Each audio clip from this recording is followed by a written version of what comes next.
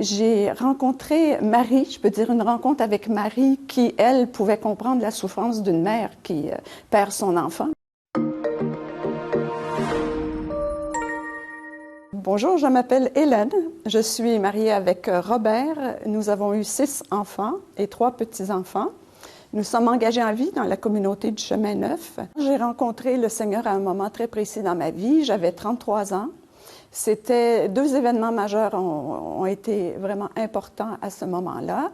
D'abord, le diagnostic de notre 4e enfant qui s'appelait Félix, qui a eu une maladie de leucémie lymphoblastique aiguë, et ça alors qu'il avait 2 ans. Et en même temps, un prêtre qui devenait résident à notre paroisse, qui était très impliqué dans le renouveau charismatique. À partir de ce moment-là, c'était la fête du frère André, qui est un frère très connu au Canada. Et c'était sa fête, c'était la fête du frère André. Et le prêtre a voulu parler pendant l'homélie de sa vie, et c'est un thaumaturge, ce frère-là. Donc, naturellement, avec une mère qui avait un enfant malade, ça ne tombait pas dans l'oreille d'une sourde. Voilà qu'après, je parle avec lui, il nous conseille de commencer un groupe de prière à la maison, de venir nous rencontrer. Et petit à petit, ce groupe a commencé, et à un certain moment, on nous a proposé aussi de faire les 7 semaines de la vie dans l'Esprit. Moi, j'ai pu aller. Et au moment du baptême dans l'Esprit Saint, j'ai pleuré pendant plusieurs heures. Je ne sais pas ce qu'ils m'ont dit exactement, quelles paroles j'ai reçues, mais ça a été un grand tournant dans ma vie. De plus, j'ai rencontré Marie, je peux dire une rencontre avec Marie qui, elle, pouvait comprendre la souffrance d'une mère qui perd son enfant, puisqu'elle avait perdu le sien. Et ce groupe de prière nous a accompagnés aussi tout au long de cette maladie qui s'est terminée quand même par la rencontre de notre fils avec le père au mois de novembre 1982. Et c'est drôle parce que sa dernière semaine a été comme pour nous, comme pour une semaine sainte. Et il est décédé ce 27 novembre, et j'ai toujours l'impression qu'il est décédé le matin de Pâques. Un beau dimanche ensoleillé.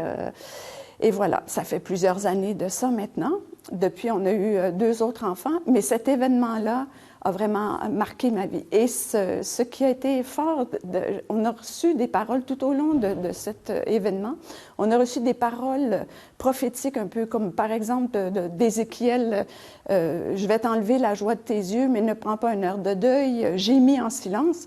Et c'est des paroles comme ça qui, tout au long, venaient nous dire ce qui allait arriver dans le futur proche. Et bien sûr, quand on continue à avoir confiance, à penser que ça sera la guérison, mais n'empêche qu'on était préparés et que le jour venu, ça a fait comme un peu clic. C'est passé sur l'autre rive d'une certaine façon pour nous. Après cet événement-là, on a eu 2 autres enfants.